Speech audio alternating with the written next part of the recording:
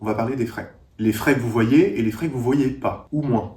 On a fait vraiment l'exercice chez Sapiens, et je peux vous dire qu'on y a passé du temps, d'analyser le détail de tous les frais qu'on va pouvoir retrouver au sein des contrats luxembourgeois. Le premier, ça va être l'assureur. L'assureur, il va vous prendre un montant qui va être entre 0,10 et peut-être 0,50. Pourquoi cette différence? Parce qu'en fait, en général, au Luxembourg, plus vous investissez des montants importants, et moins les frais seront importants. Ça veut dire une chose, c'est que si vous êtes un petit investisseur et que vous mettez un montant d'investissement faible, peut-être 250 000 euros, eh bien vous aurez les frais les plus chers. Si vous êtes un investisseur qui a la capacité de déployer plusieurs millions d'euros, à ce moment-là, les frais seront extrêmement compétitifs, voire même beaucoup moins importants que sur les contrats français. Deuxième strate, frais du conseil. La personne qui vous vend le contrat, combien elle se rémunère en tant qu'intermédiaire pour vous vendre ce contrat-là. En général, ces frais vont être de 0,5% à 1% pour les plus chers. Ça dépend complètement de la personne avec laquelle vous allez travailler. Troisième strate de frais, les frais éventuellement de les gestions pilotées que vous allez retrouver à l'intérieur. Si vous êtes par exemple sur un feed, qu'on a détaillé tout à l'heure,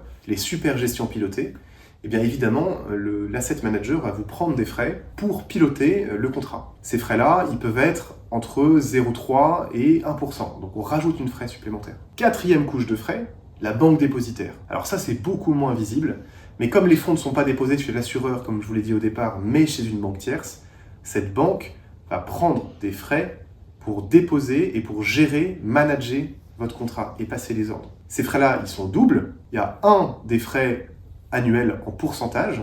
Pour les moins chers, on va être de l'ordre de 0,07% et les plus chers 0,20%. Et ils vont être aussi sur les transactions qui sont passées. Dès qu'il y a des ordres qui sont passés sur les marchés financiers, sur les marchés non cotés, il y a des frais qui peuvent être pris en fixe ou en pourcentage.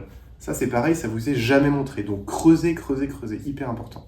Dernière couche de frais, et promis après je m'arrête là, mais vous voyez que ça fait quand même beaucoup, les frais des fonds dans lesquels vous allez investir.